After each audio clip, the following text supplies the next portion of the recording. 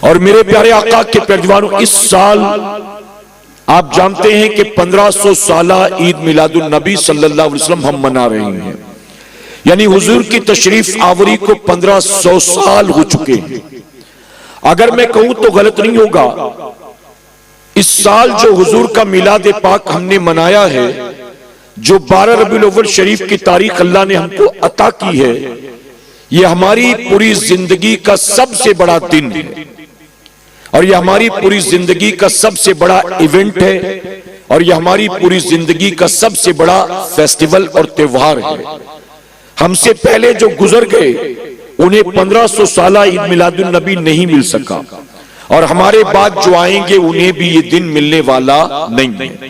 ہم کتنے خوش نصیب ہیں کہ میرے کریم نے ہمیں اپنے محبوب کی 1500 سالہ عید میلاد النبی صلی اللہ علیہ وسلم کی تاریخ عطا کی، اور ساتھ ہی میرے رب کا کرم یہ بھی ہے کہ اس نے صرف ہمیں تاریخ ہی عطا نہیں کی بلکہ اس نے ہمیں میلاد منانے کی توفیق بھی عطا فرمائی ہے۔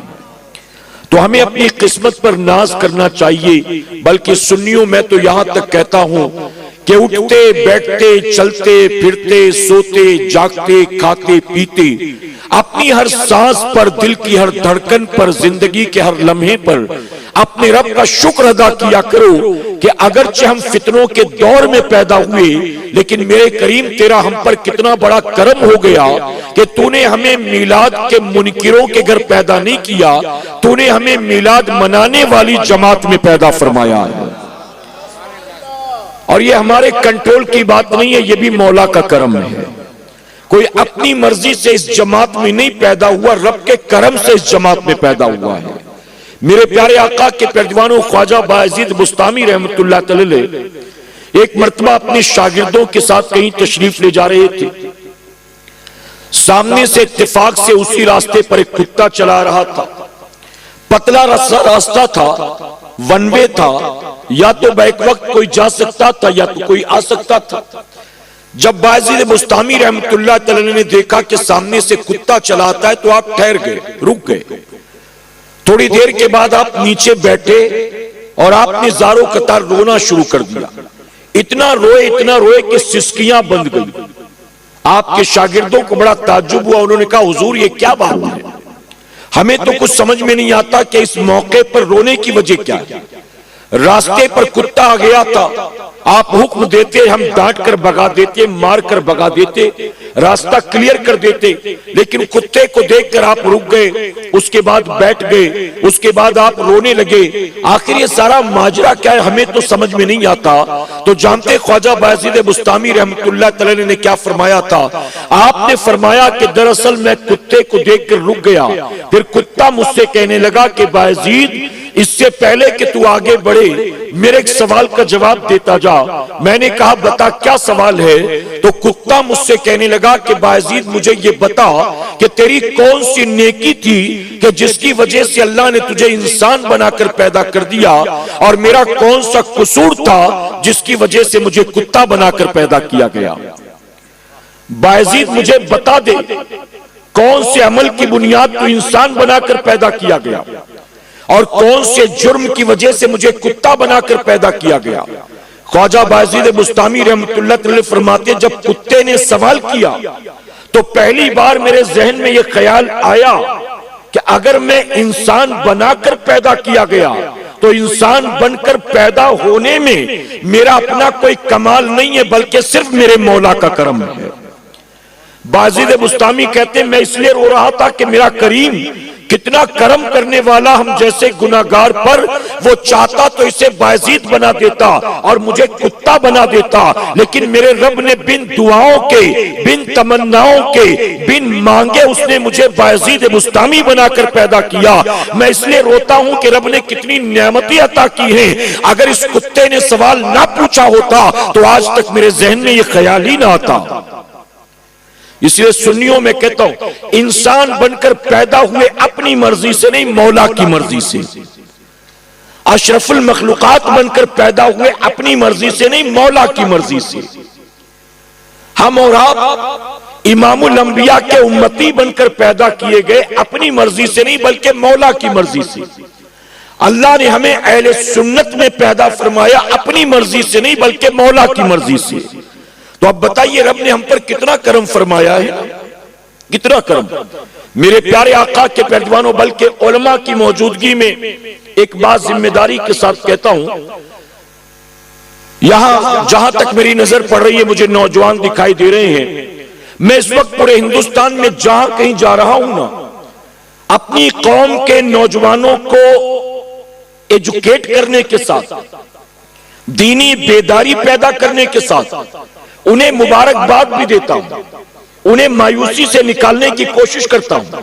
اور میں اپنی قوم کے جوانوں کو کہتا ہوں کہ میری قوم کے جوانوں, کسی ڈاکٹر کی تقریر سن کر کنفیوز مت ہونا, کسی انجینئر کی تقریر سن کر کنفیوز مت ہونا, کسی بردر کی تقریر سن کر کنفیوز مت ہونا, کسی جنٹل مین کی تقریر سن کر کنفیوز مت ہونا, بلکہ اللہ کا شکر ادا کرنا.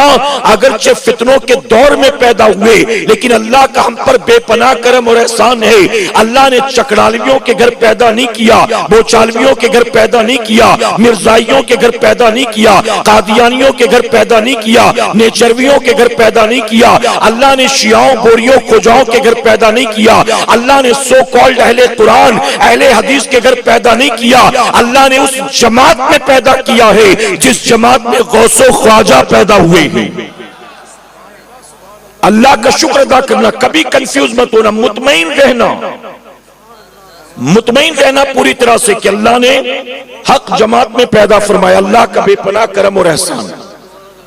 میرے پیارے آقا علیہ الصلوۃ والتسلیم کے پیروانوں, اب ایک حدیث شریف اور یہیں سے گفتگو آگے بڑھے گی, اور جو اصل بات بتانا چاہتا ہوں اس کی طرف آپ کی توجہ. میرے نبی نے 1450 سال پہلے فرمایا تھا بنی اسرائیل 72 فرقوں میں بٹ گئی تھی اور میری امت 73 فرقوں میں بٹ جائے گی. آپ نے علماء سے سنا ہوگا پہلے بھی. میرے آقا نے یہ بھی فرمایا اسی میں کہ اگر بنی اسرائیل میں کسی شخص نے اپنی ماں کے ساتھ بدفعلی کی ہوگی تو میری امت میں بھی کوئی نہ کوئی ہوگا جو یہ کام کرے گا. اللہ اکبر. اب یہاں رسول اللہ کے فرمان سے مراد یہ نہیں ہے کہ میری امت میں صرف 73 فرقے بنیں گے, صرف 73 سیکٹس بنیں گے, نہیں. گویا میرے آقا یہ کہنا چاہتے ہیں بنی اسرائیل جس حد تک گر گئی تھی, میری امت گراوٹ کے معاملے میں ان سے ایک ہاتھ آگے نکل جائے گی, انہیں بھی پیچھے چھوڑ دے گی. میرے نبی نے فرمایا 72 فرقوں میں بٹ گئے تھے, یہ 73 میں یعنی ان سے آگے نکل جائیں گے. پھر میرے نبی نے فرمایا کہ 73 میں 72 جہنمی ہوں گے, ایک ہوگا جسے اللہ جنت میں داخل فرمائے گا. صحابہ نے حیرت سے کہا یا رسول اللہ صلی اللہ علیہ وسلم, کوانٹیٹی کے اعتبار سے, بھیڑ بھاڑ کے اعتبار سے, تعداد و گنتی کے اعتبار سے 72 زیادہ ہے, زیادہ ہو کر بھی جہنم میں گئے اور وہ ایک اکیلا ہو کر جنتی. آخر اس ایک اکیلے میں کون سا ایسا کمال ہوگا, کون سی خوبی ہوگی, کون سا ہنر ہوگا, آخر کیا چیز ہوگی جو انہیں جنت میں لے کر جائے گی. تو میرے آقا نے اس جنتی جماعت کی بہت سی نشانیاں بتائی تھی. انہی میں میرے نبی نے ایک بات یہ بھی فرمایا تھا, آقا نے فرمایا یہ وہ لوگ ہوں گے جو میری اور میرے صحابہ کی سنت پر عمل کرنے والے ہوں گے.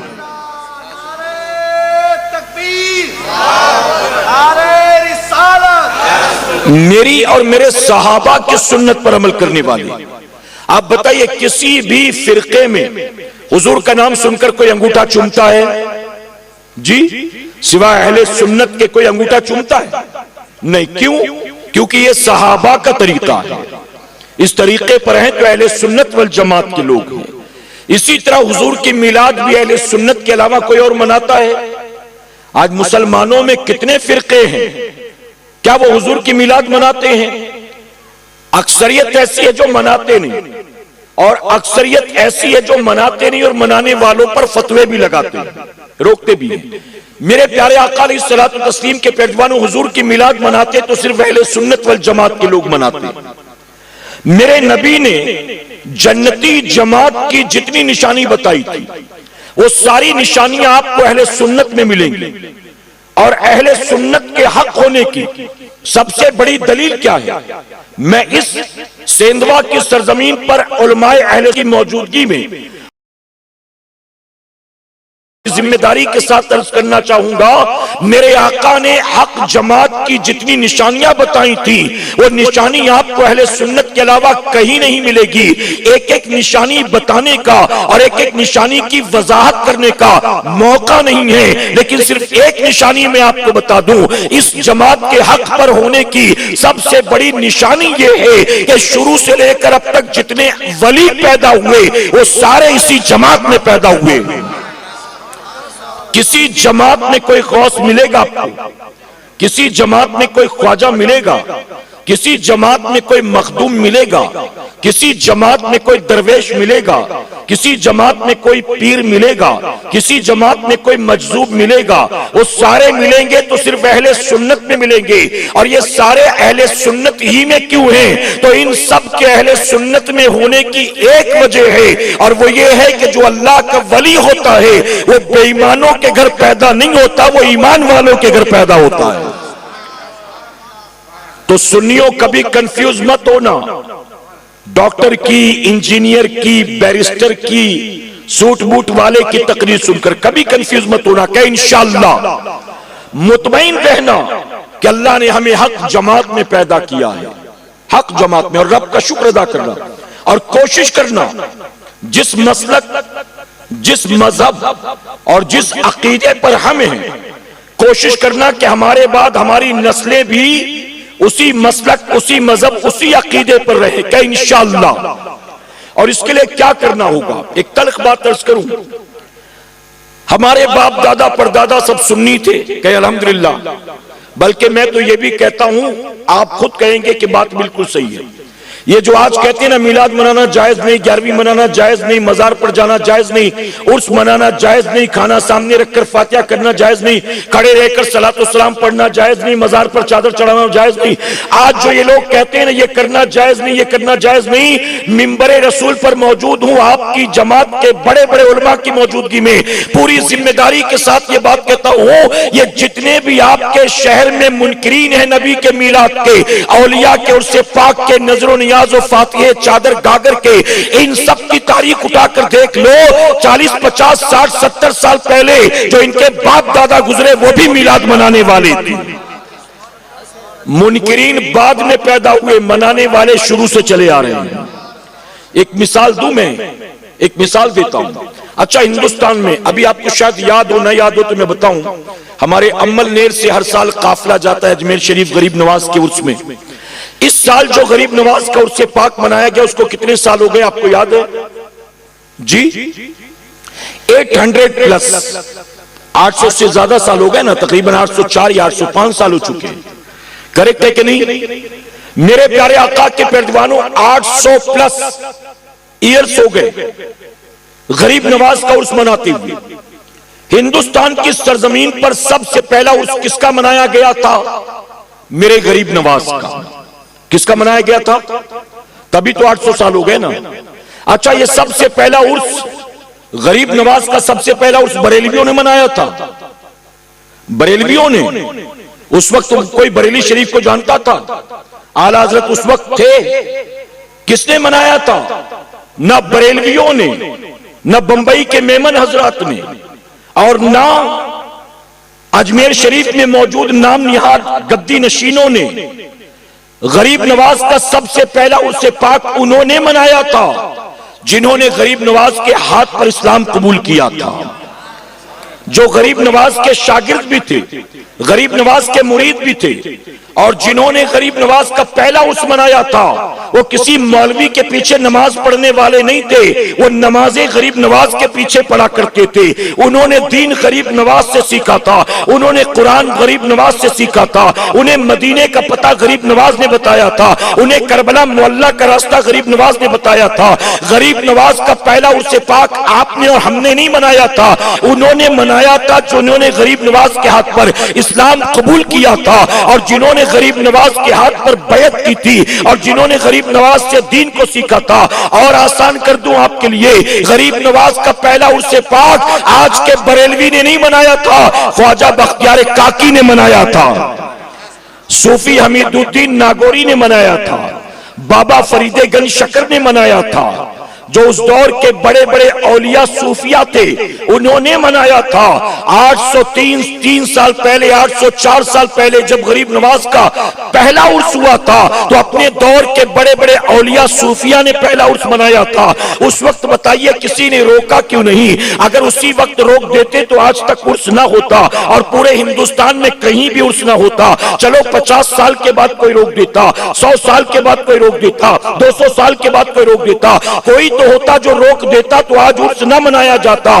آخر آج تک عرس کیوں منایا جا رہا ہے؟ سب سے پہلا منایا گیا غریب نواز کا، اور اس کے بعد ہر شہر میں کسی نہ کسی ولی کا عرس منایا جاتا ہے.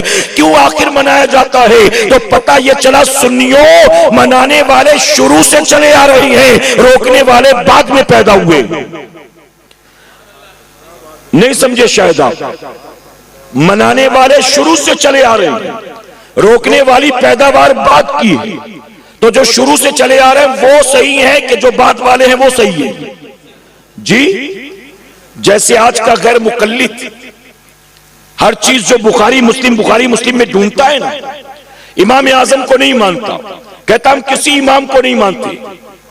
یہ جو امام اعظم کے طریقے پر تم ہاتھ باندھتے ہو یہ بخاری میں نہیں ہے، یہ مسلم میں نہیں ہے.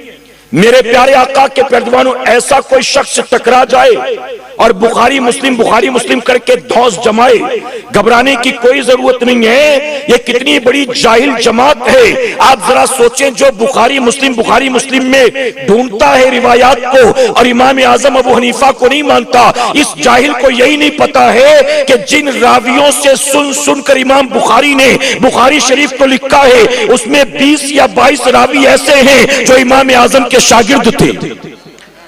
اب کہے گا استاد کو نہیں مانیں گے، شاگردوں کے کہنے پر امام بخاری نے جو لکھا وہ مانیں گے. یعنی پہلے والے کو نہیں مانیں گے، بعد والے کو مانیں گے.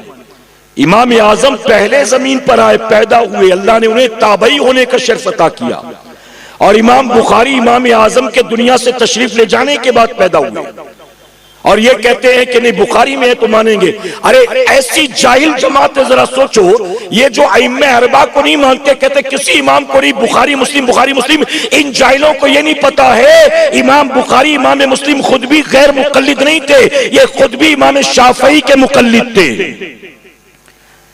جب مقلد مسلمان نہیں ہو سکتا ان کے نزدیک تو پھر یہ بخاری مسلم کیوں پڑھتے ہو؟ کیونکہ یہ بھی تو مقلد تھے امام شافعی کے. بلکہ ابو داؤد ہو، ترمذی شریف ہو، ابن ماجہ ہو، نسائی ہو، یہ جتنے ائمہ گزرے اکثر ائمہ امام شافعی کے مقلد تھے. تو میرے پیارے آقا کے پیروانوں، منانے والے شروع سے چلے آ رہے ہیں، روکنے والے بعد میں پیدا ہوئے. تو جو شروع سے چلے آ رہے ہیں وہ صحیح ہیں کہ بعد والے؟ جی جو شروع سے چلے آ رہے ہیں وہ صحیح کہ بعد والے؟ تو کبھی کنفیوز نہیں ہونا، مطمئن رہنا. اللہ نے ہمیں حق جماعت میں پیدا کیا. اچھا قرآن میں کہاں لکھا؟ مسلم میں کہاں لکھا؟ بخاری میں کہاں لکھا؟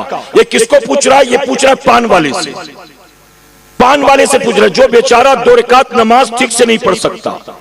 اس سے بخاری مسلم اور قرآن کی آیات مت پوچھو، اس سے پوچھو وضو کے فرائض کتنے ہیں، غسل کے فرائض کتنے ہیں. جو کیلا بیچنے والا، کرانہ شاپ والا، پان والا، چورن والا، گیرج والا جو یہ سوال کا جواب نہیں دے سکتا کہ غسل میں کتنی باتیں فرض ہیں، وضو میں کتنی باتیں فرض ہیں، اس کو پکڑ کر رات بھر گیان دے گا اور کہے گا کہ حضور کی میلاد منانا قرآن سے ثابت نہیں، حدیثوں سے ثابت نہیں، یہ بدعت ہے، یہ گمراہی ہے، یہ شرک ہے، یہ کفر ہے معاذ اللہ. طرح طرح کا گیان اس کو دے گا جس کو خود صحیح سے وضو غسل کا طریقہ نہیں آتا. جبکہ چاہیے یہ کہ اگر تم کنفیوز ہو اور کنفیوژن کو کلیریفائی کرنا چاہتے ہو، عام عوام کے پاس مت جاؤ. ہماری جماعت میں علماء کی کوئی کمی نہیں ہے. آپ ہماری جماعت کے کسی عالم کے پاس چلے آؤ، کسی حافظ قرآن کے پاس چلے آؤ. آپ آؤ، آ کر پوچھو حضور کی میلاد کہاں سے ثابت ہے، کہاں سے ثابت ہے. عام آدمی کہاں سے ثابت کر کے بتائے گا؟ ہمارے علماء کے پاس آؤ، دلائل کے انبار لگا دیں گے انشاءاللہ. لیکن بات سمجھنا مقصد ہو تب تو علماء کے پاس آئے نا. بات سمجھنا مقصد نہیں ہے، بلکہ جو کنفیوژن کا کیڑا اس کے دماغ میں گھسا ہے وہ کنفیوژن کا کیڑا آپ کے دماغ میں ٹرانسفر کرنا. مقصد بات کو سمجھ کر منانا نہیں ہے، مقصد آپ کو بھی کنفیوز کر کے روکنا ہے. کہ اس کو بھی کسی نہ کسی طرح روکا جائے، تو سنیوں مطمئن رہو کہ الحمدللہ۔ اچھا میری بات سمجھ میں آ رہی کہ نہیں آ رہی؟ مجھے 1.25 گھنٹہ دیا گیا تقریر کے لیے، لیکن مجھے تو ابھی سے آپ لوگ تھکے بھی لگ رہے ہیں، بہت زیادہ تھک گئے، آج کام زیادہ تھا کیا؟ جی تو جواب دیا کریں نا آپ، واہ مولانا کیا مولانا نہ بولے، سبحان اللہ بولے، ٹھیک ہے؟ مولانا کی تعریف نہیں کرنا، تعریف اس کی کرو جس نے مولانا کو پیدا کیا ہے، جس نے مولانا کو توفیق دی ہے، ٹھیک ہے؟ تو اللہ کی تعریف کرو۔ جب درمیان میں سبحان اللہ کہتے ہو نا تو سننے والے کو لگتا ہے کہ ہاں بات سمجھ میں آ رہی ہے، ورنہ میں پورے انڈیا میں جاتا ہوں نا، کبھی کبھی لگتا ہے کہ لینگویج پرابلم تو نہیں ہے۔ میں ایک بار ویسٹ بنگال گیا تھا، وہاں پر ایک مفتی صاحب تھے، وہیں کے امام صاحب، مفتی صاحب مجھ سے کہنے لگے حضرت ذرا بیان میں اردو ہلکی بولیے گا، تو میں نے ان سے کہا کہ حضرت مجھے وہ گاڑی والی آتی بھی نہیں ہے، میں مبلغ آدمی ہوں، بس ہلکی والی بولتا ہوں۔ انہوں نے کہا نہیں، جو ہلکی آپ بولتے ہیں نا اس کو اور ہلکی کر دینا۔ میں نے کہا جیسے ایگزامپل؟ تو انہوں نے کہا کہ جیسے شوہر مت کہنا، پتی کہنا، جنت مت کہنا، سورگ کہنا۔ تو میں نے کہا سنسکرت میں تقریر کرنا ہے کیا؟ تو آپ کو چترویدی صاحب کو بلانا چاہیے تھا، یہ سنسکرت میں تو میں بیان نہیں کر پاؤں گا یار۔ اور میں نے کہا میں جو فلو میں بیان کرتا ہوں، اب آپ کے یہ لفظ سارے اردو والے ہندی میں سوچ سوچ کر تو ٹائم لگ جائے گا۔ پھر میں نے کہا 2 گھنٹے کا موقع دیجئے مجھے، اور پھر پبلک بیٹھے گی کہ چلی جائے گی مجھے معلوم نہیں، کیونکہ مجھے ہر لائن سوچنا پڑے گا نا، اور وہ اب ٹرانسلیٹ تو نہیں کر سکتا گوگل ٹرانسلیشن پر، تو خود ہی ٹرانسلیٹ کرنا پڑے گا دماغ میں۔ تو میں نے کہا ٹائم لگ جائے گا تھوڑا سا، یا تو میں جیسے بولتا ہوں ویسے بولنے دیجئے، یا تو تاریخ لیتے وقت یا آپ پہلے کہہ دیتے تو میں معذرت چاہ لیتا۔ اب تو آ ہی گیا ہوں، آپ کا خرچ ہو ہی گیا ہے، تو اب تو تقریر کر لینی دیجئے جیسی مجھے آتی ہے۔ میرے پیارے آقا کے پیروان، جو کمیٹی کا شخص تھا نا، وہ بنیان اور چڈی پہن کے گھوم رہا تھا، جس نے پروگرام رکھا تھا۔ میں نے اس کو کہا یہاں آئیے، وہ کمیٹی کا آدمی تھا۔ میں نے کہا کیا نام ہے؟ کہتا ہے گڈو۔ میں نے کہا پکارنے والا نہیں، اصلی نام؟ اس نے کہا گڈو خان۔ میں نے کہا آدھار کارڈ میں کیا نام ہے؟ تو کہتا ہے گڈو خان۔ تو اب نام بھی گڈو خان تھا، سوچئے ماں باپ نے نام بھی گڈو خان رکھا تھا۔ میرے پاس 1 بوتل پانی لے کر آئے دم کرنے کے لیے، یہ تجربہ بتا رہا ہوں آپ کو۔ 1 بوتل پانی لے کر آئے، پھر ابھی وہ پڑی رہا تھا، اس میں دوسرا بھی آ گیا، تیسرا بھی آ گیا۔ مجھے کہا حضرت آپ آدھا گھنٹہ آرام کر لیں، اس کے بعد چلنا ہے۔ آدھے گھنٹے میں 20-25 بوتل آ گئی۔ آخر کار میں نے کہا یار گاؤں میں پانی جہاں سے آتا ہے نا، ٹنکی پہ لے چلو مجھے، وہیں چڑھ کے اوپر ٹنکی پہ پھونک دیتا ہوں نا، کافی پورے گاؤں والوں کے لیے۔ اب یہ میں آدھا گھنٹہ اپنے آرام کے لیے دیا اور یہ سلسلہ ہی نہیں ختم ہو رہا ہے۔ تو انہوں نے کہا حضرت ہمارے یہاں کبھی کبھی تو باہر سے مولانا آتے ہیں، ہمارے یہاں کوئی آتا ہی نہیں ہے، یہ ہم پڑھے لکھے لوگ نہیں ہیں، غریب لوگ ہیں، ہمارے یہاں کوئی آتا ہی نہیں ہے۔ تو میں نے کہا جب آئے تو پورا پیسہ وصولی کر رہا ہے آپ کو۔ پھر میں نے کہا پھر ایک کام کرنا، 1 دن بیان کے لیے رکھنا تھا، 1 دن پھکوانے کے لیے رکھنا تھا آپ کو، کیونکہ مولانا کو بھی تھوڑا آرام چاہیے کہ نہیں تقریر سے پہلے۔ اور میں ویسٹ بنگال مطلب بہت لمبا سفر کر کے گیا تھا۔ بہرحال یہ محبت ہے، اللہ آپ کی محبت کو سلامت رکھے، اللہ آپ سب کو جزائے خیر عطا کرے۔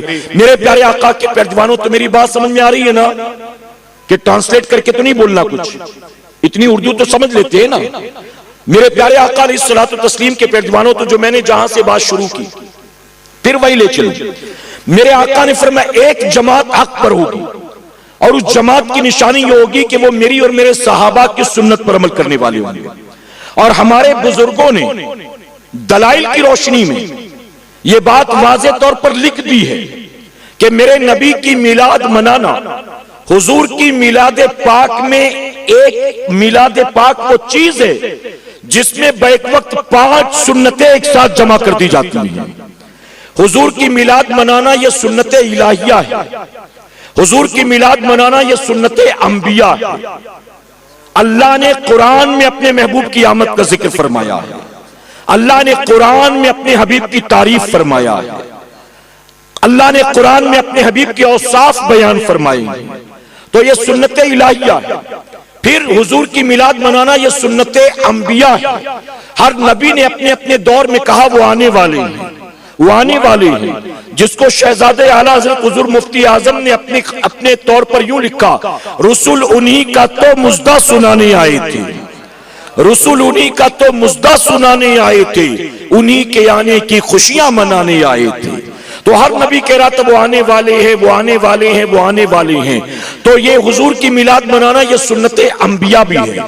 ہر پیر کو میرے نبی روزہ رکھتے تھے، آقا منبر پر کھڑے ہو کر اپنے بچپن کے واقعات سناتے تھے، آقا منبر پر کھڑے ہو کر اپنی ولادت کا ذکر فرماتے تھے۔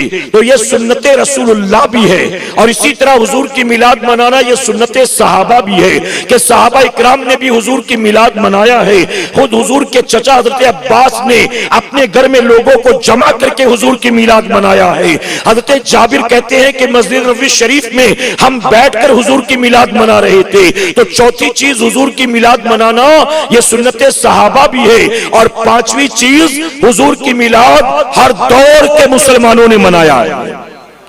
ہر دور کے شروع سے حضور کی میلاد منائی جاتی رہی ہے، شروع سے۔ فرق صرف اتنا ہے، صحابہ نے اپنے دور میں اپنے دور کے اعتبار سے حضور کی میلاد منایا ہے، ہر دور کے مسلمان نے اپنے دور کے اسباب کے اعتبار سے، انتظامات کے اعتبار سے، سہولیات کے اعتبار سے حضور کی میلاد منایا ہے۔ 100 سال پہلے یہ لائٹوں کا سسٹم نہیں تھا، یہ ساؤنڈ سسٹم نہیں تھا، کسی علاقے میں منڈپ ڈیکوریٹر نہیں تھا، پلاسٹک کی کرسیاں نہیں ملتی تھی، اتنے خوبصورت ساؤنڈ سسٹم نہیں ہوا کرتی تھی، اسی طرح یہ جو پروگرام لائیو ہوتا ہے یہ سارا نظام نہیں تھا۔ تو حضور کی میلاد اس دور کے لوگوں نے منایا ہے، تو اس دور کے اسباب کے اعتبار سے منایا ہے۔ آج لائٹیں بھی ہیں، پلاسٹک کی کرسیاں بھی ہیں، اسٹیج بھی ہے، ہیلوجن بھی ہے، جھنڈے بھی ہے، کمکمے بھی ہے، تو ہم اس اعتبار سے مناتے ہیں۔ میں کہتا ہوں ہر دور کے لوگوں نے اپنے اپنے دور کے اعتبار سے منایا۔ آنے والے 50 سال کے بعد دیکھیے گا، آج لوگ حضور کی میلاد منانے کے لیے گورنمنٹ سے پرمیشن لیتے ہیں، کسی فنکشن ہال میں رکھا جاتا ہے، کسی گلی میں رکھا جاتا ہے، کسی میدان میں رکھا جاتا ہے، کسی مسجد میں رکھا جاتا ہے۔ ہم لوگ اپنے دور کے اعتبار سے حضور کی میلاد مناتے ہیں۔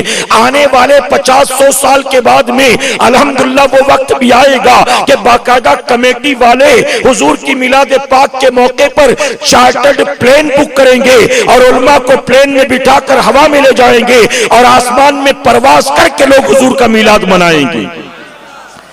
تو زمین پر بیٹھ کر حضور کی میلاد منانا جائز، تو سمندر میں کشتیوں پر سوار ہو کر بھی حضور کی میلاد منانا جائز، چارٹرڈ پلین بک کر کے ہوا میں پرواز کر کے بھی حضور کی میلاد منانا جی۔ اچھا، آپ کے یہاں یہ 12ویں شریف میں جو جھنڈا لگاتے ہیں، کوئی بڑی مارکیٹ ہے، کسی مارکیٹ کا نام بتائیے کہاں جھنڈا ملتا ہے آپ کے یہاں؟ ہمارے یہاں بامبے میں محمد علی روڈ پر ملتا ہے، آپ کے یہاں کہاں ملتا ہے؟ آزاد چوک مارکیٹ ہے نا، یہ سجاوٹ کا سامان سب وہی ملتا ہے، جھنڈا وہی ملتا ہے۔ اچھا، آپ کے یہاں سیندوا میں ربیع الاول میں جھنڈے لگانے ہوں تو ملتے ہیں آزاد چوک پر، اگر آپ کو چائنا کے بلب کمکمے لگانے ہوں تو ملتے ہیں آزاد چوک پر۔ اب یہ چیزیں ملتی ہیں آزاد چوک پر، اور اس کو ڈھونڈ رہا ہے بخاری شریف میں۔ ارے بخاری شریف میں جھنڈا نہیں ملے گا، آزاد چوک پر ملے گا۔ بخاری شریف میں چائنا کا بلب نہیں ملے گا، آزاد چوک پر ملے گا۔ یہ جو جلیبیاں بانٹی جاتی ہیں، نیازیں تقسیم کی جاتی ہیں، یہ بخاری میں نہیں ملے گی، یہ مٹھائی کی دکان پر ملے گی۔ لیکن ہر چیز بخاری میں ڈھونڈے گا، ہر چیز مسلم میں ڈھونڈے گا۔ میرے پیارے آقا کے پیروانوں میں کہتا ہوں یہ صرف تمہیں ڈرانے کے لیے ہے۔ تم سے پوچھے گا قرآن میں کہاں لکھا ہے، گھبرا جاؤ گے، کیونکہ قرآن آتا ہی نہیں پڑھنا۔ آیات کہاں یاد ہے حضور کی میلاد کے تعلق سے، کیسے جواب دو گے؟ آپ نے بخاری شریف سن تو رکھا ہے، لیکن پوچھا جائے امام بخاری کا پورا نام کیا ہے تو اکثریت وہ بھی جواب نہ دے سکے گی۔ بخاری شریف کتنی جلدوں میں ہے، بخاری شریف میں کتنے چیپٹرز ہیں، بخاری شریف میں کتنی حدیثیں امام بخاری نے جمع کیا، آپ کو معلوم ہے؟ ہم بچپن سے سنتے آئے بخاری مسلم بخاری مسلم بخاری مسلم، لیکن ہماری اکثریت نے بخاری مسلم دیکھا ہی نہیں ہے۔ بلکہ ذمہ داری کے ساتھ کہتا ہوں وہ جو دھوس دیتا ہے بخاری مسلم کے نام پر، اسے خود بھی بخاری مسلم کے بارے میں کچھ پتا نہیں ہے۔ صرف ڈرانے کے لیے بخاری کی بات کروں گا، مسلم کی بات کروں گا تو سنی گھبرا جائے گا بخاری مسلم کا نام سن کر۔ کہاں لکھا ہے قرآن میں، کہاں لکھا ہے بخاری میں، کہاں لکھا ہے مسلم میں، کس حدیث میں لکھا ہے، ہمیں ثابت کر کے بتاؤ۔ اے سنیوں، ان کا سوال سن کر گھبرانے کی کوئی ضرورت نہیں ہے۔ آپ زیادہ کچھ بحث میں مت پڑو، انہیں صرف اتنا کہہ دیا کرو حضور کی میلاد منانا ہم سنیوں کے مقدر میں لکھا ہے۔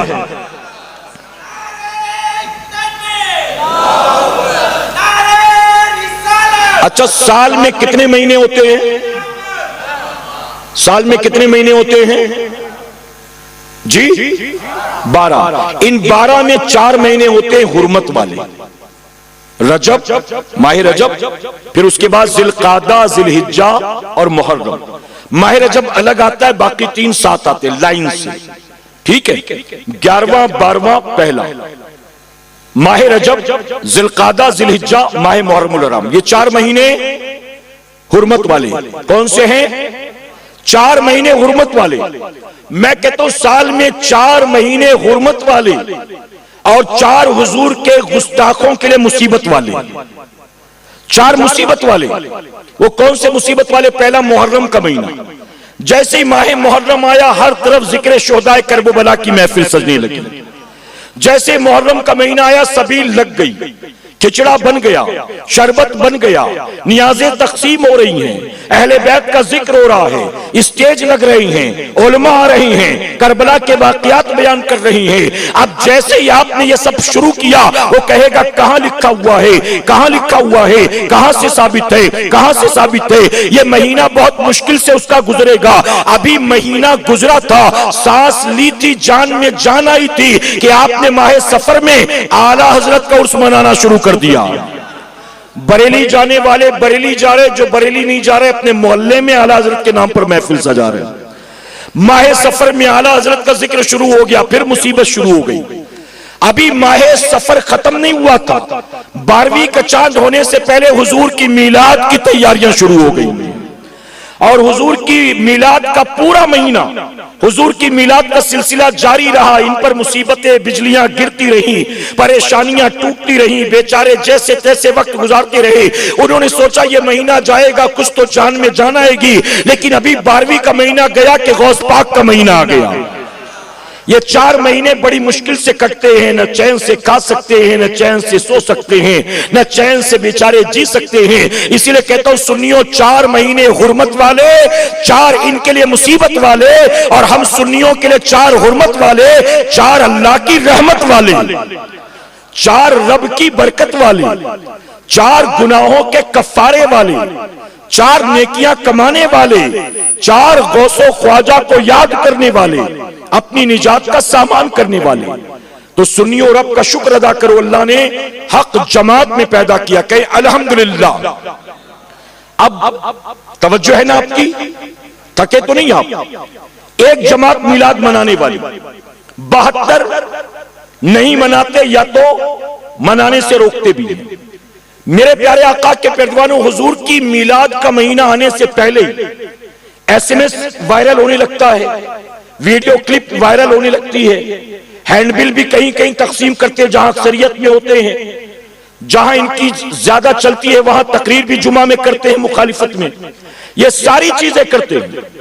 آپ مجھے بتائیے آج مسلم معاشرے میں جتنی برائیاں پھیل رہی ہیں، ان برائیوں سے روکنے کی کبھی یہ کوشش کرتے ہیں؟ حضور کی میلاد سے روکنے کی جتنی کوشش کرتے ہیں، مسلم معاشرے میں تیزی سے بڑھنے والی برائیوں سے روکنے کی اتنی کوشش نہیں کرتے. میں آپ کو بتاتا ہوں، اس وقت ہماری سوسائٹی میں، اس وقت مسلم معاشرے میں سب سے تیزی سے 2 برائیاں بڑھ رہی ہیں. 2 برائیاں، ایک ہے مسلم نوجوانوں میں اور ایک ہے مسلم بچیوں میں. 2 برائیاں. کون سی برائی ہے؟ مسلم نوجوان نشے کی طرف جا رہا ہے، چرس کی طرف، چلم کی طرف، گانجے کی طرف، کورکس وائٹنر MD کی طرف، براؤن شوگر و ہیروئن کی طرف.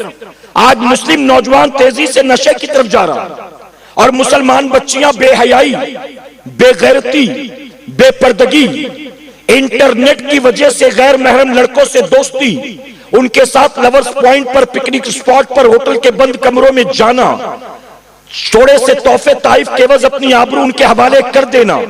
اسی طرح ماں باپ کے چہرے پر کالک پوت کر کسی بھی XYZ کا ہاتھ پکڑ کر اس کے ساتھ بھاگ جانا.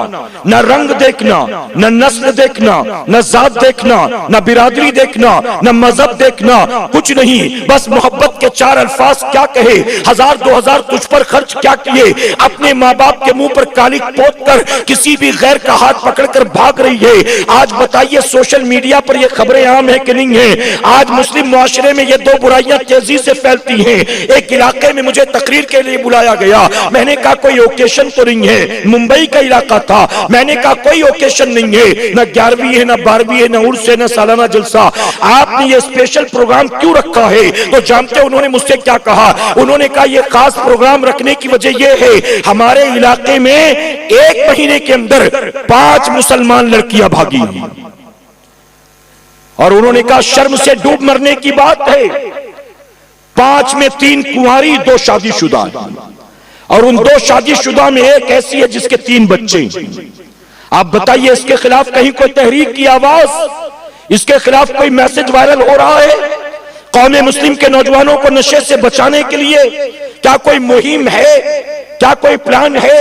کیا کوئی روڈ میپ ہے؟ کیا کوئی ہینڈ بل ہے؟ کیا کوئی تقریر ہے؟ کیا کوئی میسج ہے؟ کیا کوئی ویڈیو یا کلپ ہے؟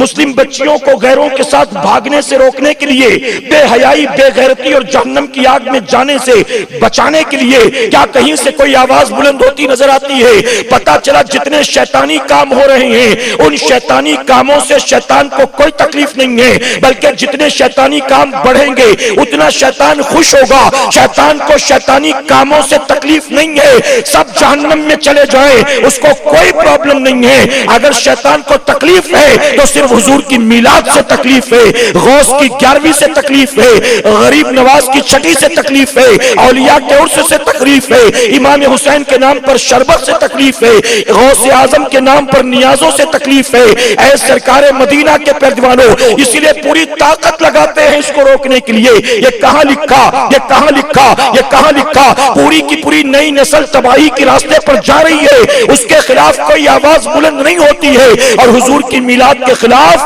کتنی محنت کی جا رہی ہے, آپ دیکھ رہے کہ نہیں دیکھ رہے؟ اب میں اپنی قوم کے جوانوں سے کہتا ہوں, حضور کی میلاد منانے والوں, یہاں بچیاں عورتیں نہیں ہیں, شاید عورتیں ہوتی تو میں عورتوں کے تعلق سے گفتگو کرتا, لیکن نوجوان موجود ہیں تو میں اپنی قوم کے نوجوانوں کی اصلاح کے لیے بات عرض کرتا ہوں. ہم نے حضور کی میلاد منائی, اللہ نے اپنے فضل و کرم سے 1500 سالہ عید میلاد النبی کی تاریخ دی اور میلاد منانے کی توفیق بھی دی. ہم نے چراغاں بھی کیا, جھنڈا بھی لگایا, ہم نے جلسے میں چندہ بھی دیا, ہم جلوس میں بھی 2-4 گھنٹے پیدل چلتے رہے. ہم نے یہ سب کچھ کر تو لیا رسمی طور پر, لیکن اگر ہم اللہ اور اس کے رسول کی نافرمانی کرتے ہیں, بغاوت کرتے ہیں, اگر اللہ رسول کی حرام کردہ چیزوں کو کھاتے پیتے ہیں, تو یہ جلوس میں پیدل چلنا قیامت میں کام نہیں آئے گا. آپ کا 1000-2000 چندہ دے دینا قیامت میں کام نہیں آئے گا. آپ کے گھر پر بڑا والا جھنڈا 12ویں کو لگا دینا قیامت میں کام نہیں آئے گا. آپ کے گھر میں کلر کروا دینا, پردے بدلوا دینا اور 5000 کا ڈیکوریشن کروا دینا میلاد کی خوشی میں قیامت میں کام نہیں آئے گا. اگر دن رات رب رسول کی نافرمانی کرو گے تو یہ تام جھام کر کے آپ عاشق رسول نہیں بن سکتے ہو. اگر واقعی رسول اللہ سے محبت ہے, میں کہتا ہوں سنیو 100% نہیں, اگر رسول اللہ سے 10% بھی پیار کرتے ہو, اگر 10% بھی محبت کرتے ہو, تو یہ طے کر لو 1500 سالہ عید میلاد النبی کے موقع پر دنیا بھر کے مسلمانوں نے اپنے نبی کی بارگاہ میں خراج عقیدت پیش کیا. ہر کسی نے اپنی اپنی حیثیت کے مطابق حضور پر درود بھیجا ہے, نظر و نیاز کیا ہے, عقیدت کے تحفے پیش کیے ہیں. اور میں اس 1500 سالہ عید میلاد النبی کے موقع پر حضور کی بارگاہ میں تحفے کے طور پر یہ عرض کرنا چاہتا ہوں, یا رسول اللہ, اس 1500 سالہ میلاد کے موقع پر میں عہد کرتا ہوں آج کے بعد میری زندگی طبیعت والی نہیں ہوگی, آج کے بعد میری زندگی آپ کی شریعت والی ہوگی.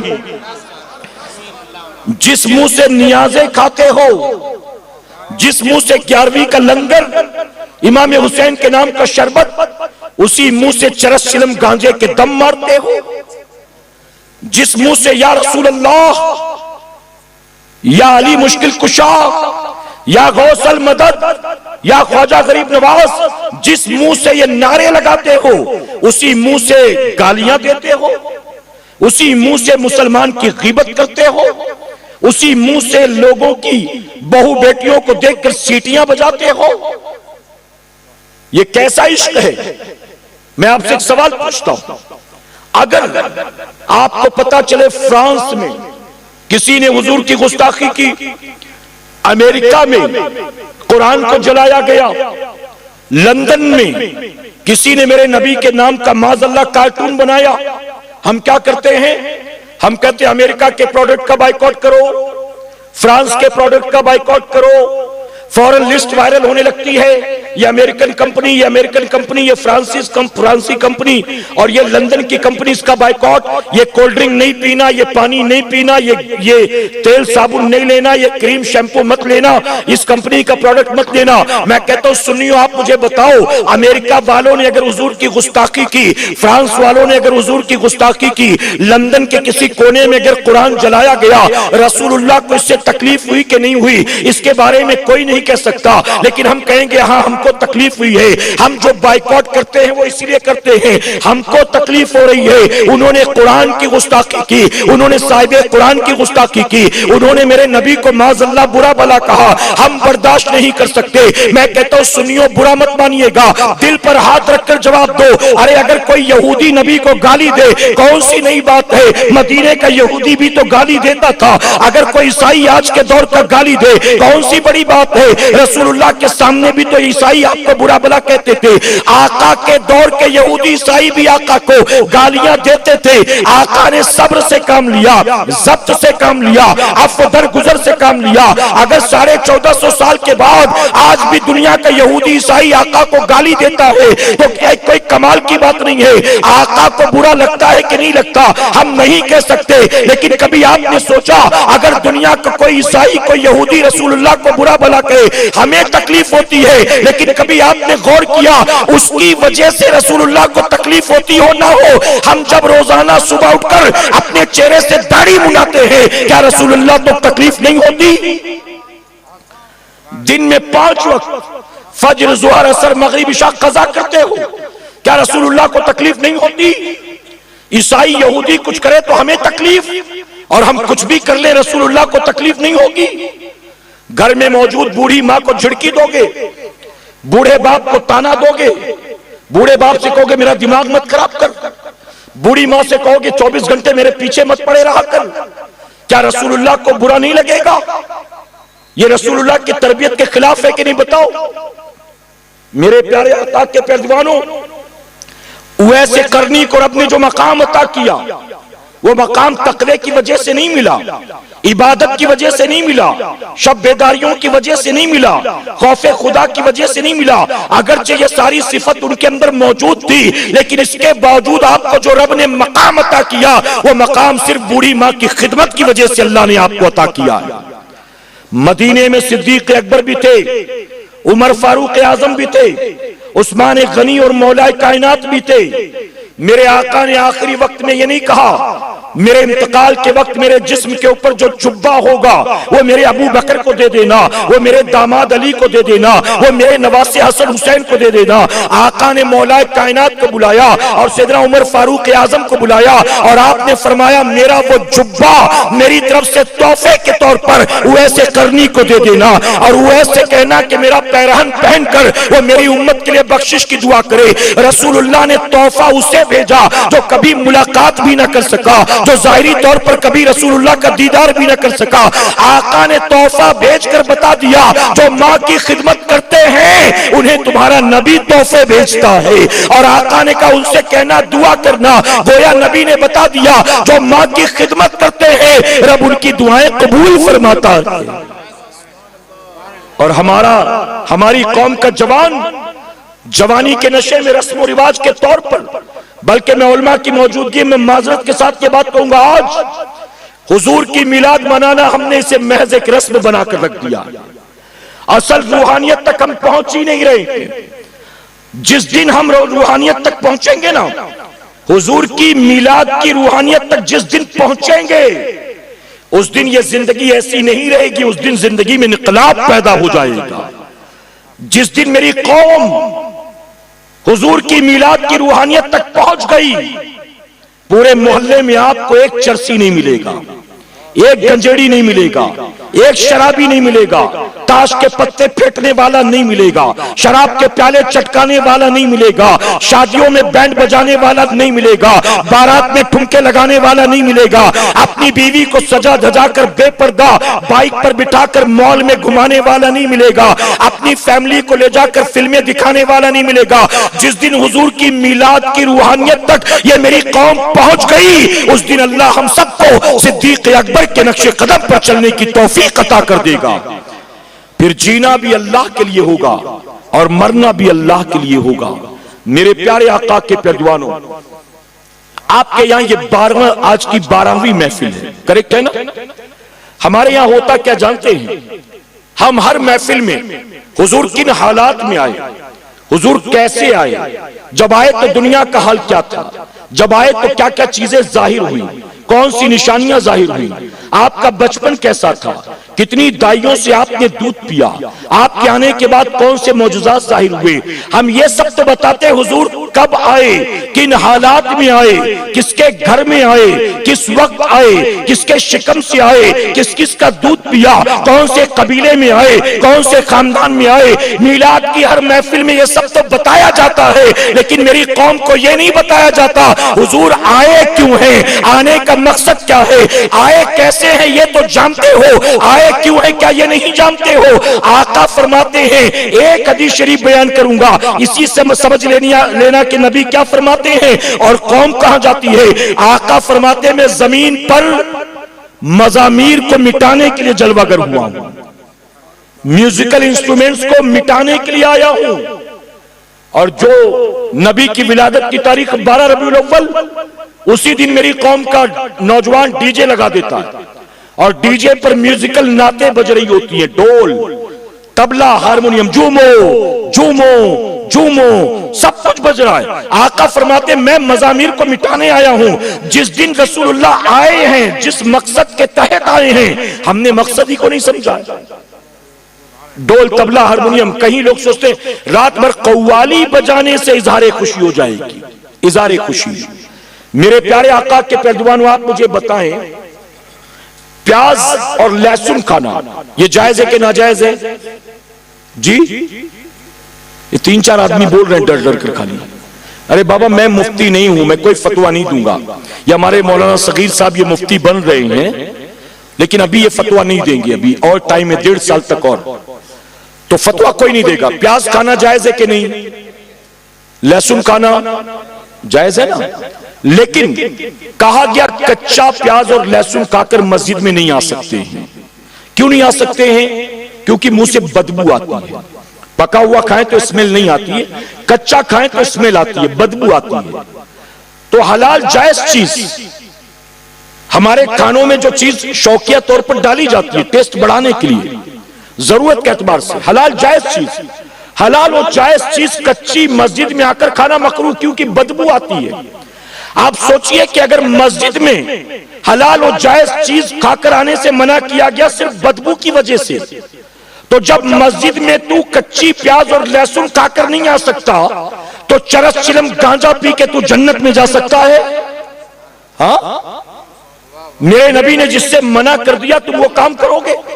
اور سنو، میرے آقا فرماتے ہیں، اے چرسیوں، اے گنجیڑیوں، اے افیمچیوں، دوستی یاری کے چکر میں، کسی کو امپریس کرنے کے چکر میں، کبھی غم مٹانے کے لیے، کبھی خوشی منانے کے لیے کسی نہ کسی بہانے نشہ کرنے والوں، سنو، میرے نبی نے فرمایا اگر کسی کے حلق کے نیچے شراب کا ایک قطرہ اتر گیا، شراب کا ایک قطرہ حلق کے نیچے اترا اور بن توبہ کیے مر گیا،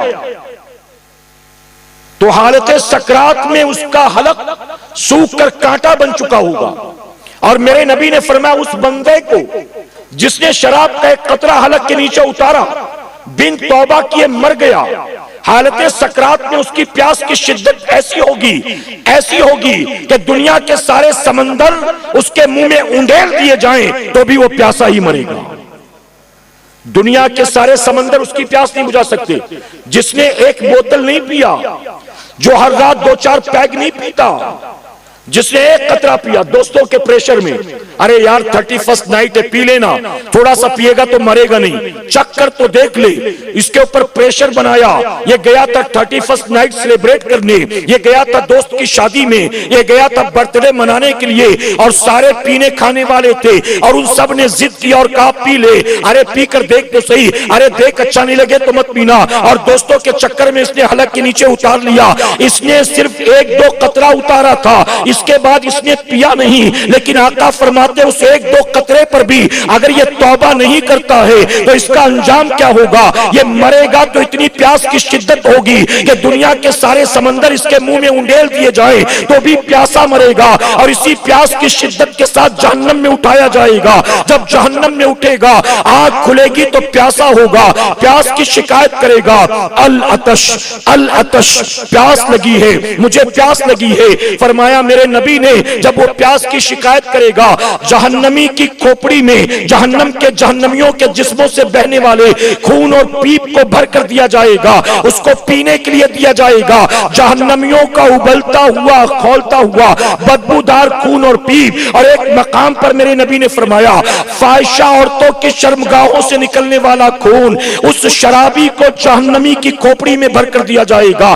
پیاس کی وجہ سے لے لے گا, اور لے کر جب منہ کے قریب کرے گا, اس کو دیکھے گا تو بدک جائے گا, اس کی بدبو کو دیکھ کر گھبرا جائے گا, کہے گا فرشتوں یہ کیا دے رہے ہو؟ ارے مجھے پیاس لگی ہے, تھوڑا سا پانی دے دو, بس تھوڑا سا پانی دے دو. اور جانتے ہو میرے نبی نے کیا فرمایا؟ آقا فرماتے ہیں فرشتے کہیں گے تو نے زمین پر اللہ کی حرام کردہ چیز کو پیا تھا, اب تجھے پانی نہیں ملے گا, اگر پیاس لگی ہے تو اسی کو پینا ہوگا. اب پیاس کی شدت کی وجہ سے مجبوراً وہ لکوڈ تھا, اس نے اپنے منہ میں ڈال دیا. آقا فرماتے جیسے ہی منہ کے قریب کرے گا, اس کی گرمی کی شدت کی وجہ سے اس کے چہرے کی چمڑی نکل کر اس کے اندر گر جائے گی, اور جب منہ کے اندر وہ ڈالے گا تو یہ جو یہ خون اور پیپ ہے ابلتا ہوا, یہ جو فاحشہ عورت کی شرمگاہ سے نکلنے والا گرم خون ہے, یہ خون جو ہے اپنے ساتھ اس کی اتڑیوں وغیرہ کو سب کو لیتا ہوا, اس کی کڈنی اور لنگز کو لیتا ہوا, اندرونی رگوں کو ساتھ لیتا ہوا, یہ خون اور پیپ اس کی شرمگاہ کے پیچھے کے مقام سے نکل جائے گا. آپ سوچے ایک قطرہ پی کر بن توبہ کیے مرنے والے کا جب یہ انجام ہوگا, ہر رات جو چرس کا دم مارتے ہیں, ہر رات جو گانجا پیتے ہیں, ہر رات جو چلم پیتے ہیں, آپ سوچے ان کا انجام کیا ہوگا. علماء کی موجودگی میں اور پیر صاحب کی موجودگی میں ایک اور تلخ بات عرض کرتا ہوں, اب میں اپنی قوم کے جوانوں سے کیا امید کروں؟ ارے میری قوم میں اب تو مرید ہی چرسی گنجیڑی نہیں ہے, ہم تو اتنا آگے نکل گئے دین کو پیچھے چھوڑ کر, اب تو مسلم معاشرے میں باقاعدہ پیر بھی چرسی گنجیڑی پیدا ہو گئی, اور ایسے چرسی گنجیڑی پیروں سے بیعت کرنے والے مرید بھی بہت زیادہ ہیں.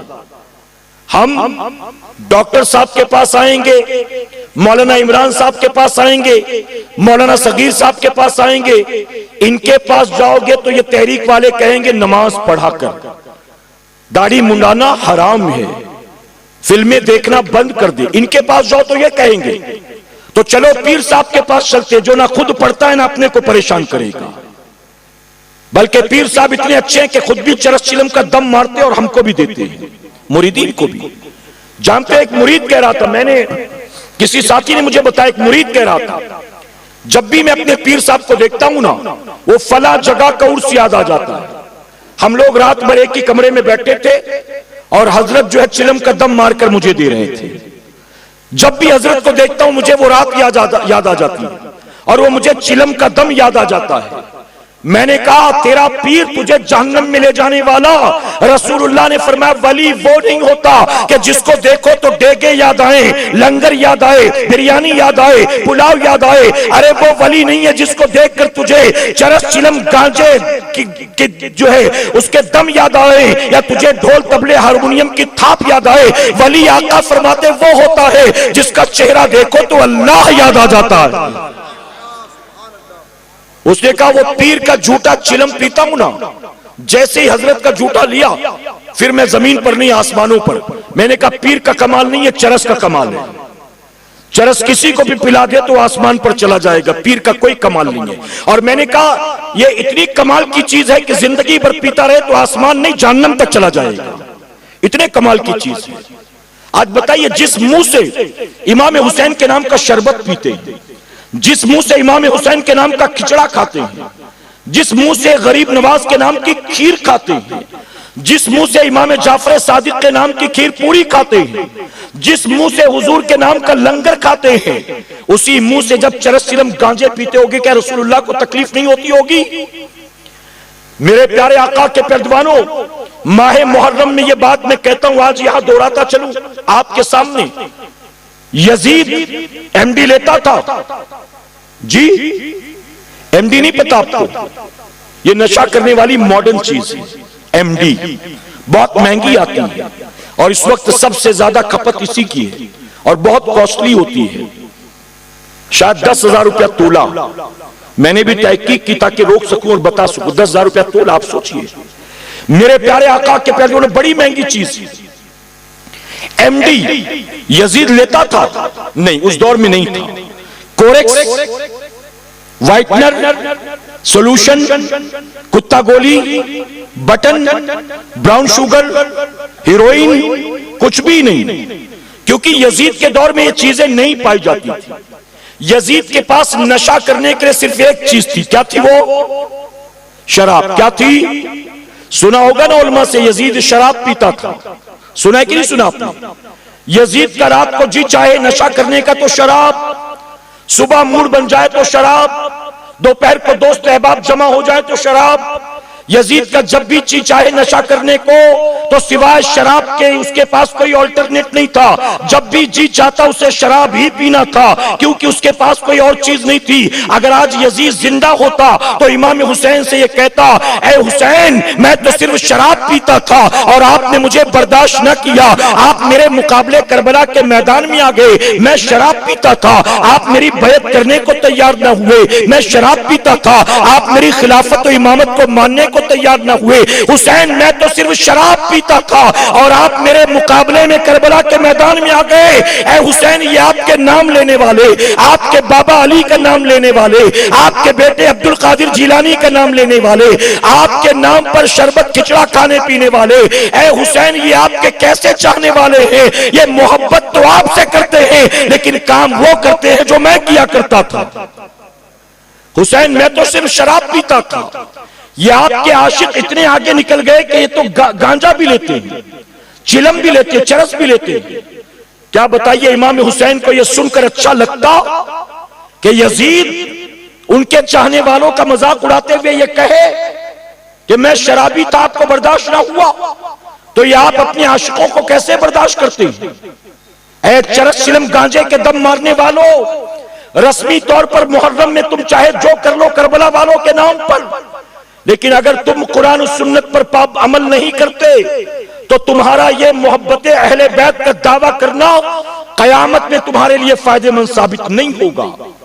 اگر حسینی ہو تو یزید کے نقش قدم پر کیوں چلتے ہو؟ اگر حسینی ہو تو وہ کام کیوں کرتے ہو جو کام امام حسین کا دشمن یزید پلید کرتا تھا؟ حسینی تو وہ ہوتا ہے جس کا جینا بھی امام حسین کی طرح ہوتا ہے اور جس کا مرنا بھی امام حسین کی طرح ہوتا ہے۔ ہم حسین تو نہیں بن سکتے لیکن امام حسین کی محبت میں غلام حسین تو بنی سکتے ہیں نا۔ ہم دعویٰ کریں حسینی ہونے کا اور چرس چلم گانجے پیے، یہ کائے کی محبت ہے؟ میرے پیارے آقا کے پیروانوں، اب اپنی بات کنکلوڈ کرتا ہوں اور مکمل کرتا ہوں، اجازت ہے آپ کی؟ یہ بات میں اکثر کہتا ہوں، محفلوں کے اختتام پر آپ سے بھی کہوں گا۔ میرے پیارے آقا کے پیروانوں، 1500 سالہ عید میلاد النبی منانے کے لیے آپ نے کیا کیا کیا؟ آپ کہیں گے میں نے جھنڈا لگایا، میں نے چندہ دیا، میں نے لائٹیں لگائی، میں نے محفلیں بھی کی، میں جلوس میں بھی گیا، میں نے گھر کو کلر بھی کروایا، میں نے یہ سارے کام کیے۔ آپ مجھے بتائیے آپ نے حضور کی میلاد کی خوشی میں جتنے کام کیے ہیں اس سے آپ خوش ہوئے ہیں کہ رسول اللہ خوش ہوئے ہیں؟ جی جھنڈوں میں آپ کی خوشی ہے کہ نبی کی خوشی ہے؟ جھنڈوں میں آپ کی خوشی ہے۔ میرے نبی نے کہیں نہیں کہا میلاد کے جھنڈوں میں میری خوشی، میلاد کی نیازوں میں میری خوشی، میلاد کی ڈیگوں میں میری خوشی، میلاد کی محفلوں میں میری خوشی۔ رسول اللہ نے کہیں کہا یہ سب جو کر رہے ہیں ہم اظہار خوشی کے لیے کرتے ہیں، ہم خوش ہیں اس لیے ہم نے یہ سارا کام کیا، یہ جھنڈے، لائٹیں، محفلیں، نیازیں، جلسے، جلوس، ہم نے یہ سب اس لیے کیا کیونکہ ہم خوش ہیں۔ لیکن سنیو، دل پر ہاتھ رکھ کر مجھے بتاؤ، ہم تو بہت خوش ہیں، لیکن کبھی آپ نے سوچا جن کے آنے سے ہم خوش ہیں وہ آقا اور مولا بھی ہم سے خوش ہیں کہ نہیں خوش ہیں؟ قیامت میں تیری میری جنت کا دار و مدار تیری میری خوشی میں نہیں، رسول اللہ کی خوشی میں ہے۔ وہ خوش ہیں تو ہماری نجات ہوگی، اور اگر وہ خوش نہیں ہم لاکھ خوش ہوں، کوئی فائدہ ہو سکتا ہے؟ انہیں خوش کرنے کی کوشش کرو۔ آپ نے اظہار خوشی میں یہ سب کچھ کر لیا، ان کی خوشی کس میں ہے؟ اے آقا آپ بتا دیں آپ کی خوشی کس میں ہے؟ تو آقا فرماتے نماز میرے آنکھوں کی ٹھنڈک ہے۔ گویا نماز میں رسول اللہ کی خوشی ہے۔ رسول اللہ کی خوشی کس میں ہے جی؟ آقا فرماتے نماز میرے آنکھوں کی ٹھنڈک۔ پتا چلا نماز میں میرے نبی کی خوشی ہے۔ اب اگر ہم فجر نہ پڑھیں، ظہر اثر مغرب عشاء نہ پڑھیں، اور جلوس میں 2 نہیں 4 گھنٹے پیدل چلیں، اور جلوس کے چکر میں ہی عصر کی نماز بھی قضا کر دیں، کیا جلوس میں چلنا اللہ قبول فرما لے گا؟ ہم نے جھنڈا 1000 کا نہیں 5000 کا لگایا، لیکن نماز ایک وقت کی نہیں پڑھتی، رسول اللہ راضی ہو جائیں گے؟ ہم نے لائٹیں 20,000 کی لگائی، لیکن ابا کے انتقال کے بعد بہن کا حق کھا کر بیٹھ گئے، کیا رسول اللہ راضی ہو جائیں گے؟ ہم نے حضور کی میلاد کے جلسے میں مجھ سے زیادہ پیسے والے 2000 دے رہے تھے، لیکن میں نے 1500 سالہ میلاد النبی تھا 15,000 خرچ کر دیا، لیکن 15,000 دینے کے بعد بھی اپنی بوڑھی ماں کو کبھی مسکرا کر دیکھتا نہیں، اپنے بوڑھے باپ کی کبھی خیریت پوچھتا نہیں۔ رسول اللہ خوش ہو جائیں گے؟ رسم و رواج سے نبی راضی ہونے والے نہیں۔ آقا کو راضی کرنا ہے تو شریعت کی پابندی کریں، آقا کو راضی کرنا ہے تو نفس کے پیچھے چلنا چھوڑ دو۔ نفس کے پیچھے چلو گے نفس راضی ہوگا، رب رسول کو راضی کرنا ہے تو شریعت کے پیچھے چلنا شروع کرو۔ توبہ کرو گناہوں سے، توبہ کرو برائیوں سے۔ اس سال 1500 سالہ عید میلاد النبی کے موقع پر آؤ عہد کریں، ہم آقا کی بارگاہ میں میلاد کا تحفہ پیش کریں گے، اور وہ تحفہ کیا ہوگا؟ جو داڑھی منڈے ہیں وہ طے کر لیں، ہم داڑھی کا تحفہ رسول اللہ کو پیش کریں گے، اور جو بے نمازی ہے وہ طے کر لیں، ہم نمازوں کا تحفہ رسول اللہ کو پیش کریں گے، اور جو ماں باپ کے باغی ہیں وہ طے کر لیں، ہم ماں باپ کو راضی کر کے اپنے رسول اللہ کو راضی کریں گے۔ اے مسلمانوں، اگر آپ کے اندر کوئی برائی ہے، اگر کوئی حرام کام کرتے ہو، اگر کسی غیر محرم سے دوستی کر بیٹھے ہو، عشق محبت کے پیچ لڑاتے ہو، اگر دوستی یاری کے چکر میں نشاور چیزیں استعمال کرتے ہو، اگر سود کے دھندے کرتے ہو، اگر آئی پی ایل میں بیٹنگ لگاتے ہو، اگر آئی پی ایل کے چکر میں نمازیں قضا کرتے ہو، اگر صرف بگ باس دیکھنے کے چکر میں آپ نمازیں قضا کرتے ہو، تو اس سال حضور کی 1500 سالہ میلاد پر طے کر لو، آقا نے ہر کسی غلام نے اپنی اپنی حیثیت کے مطابق تحفہ دیا، اور میری طرف سے تحفہ یہ ہے آج کے بعد وہ کروں گا جس سے آپ راضی ہو جائیں، آپ کا رب راضی ہو جائے۔ اللہ اپنے حبیب پاک کے صدقے ہمیں آپ کو سب کو کہنے سننے سے زیادہ عمل کی توفیق عطا فرمائے۔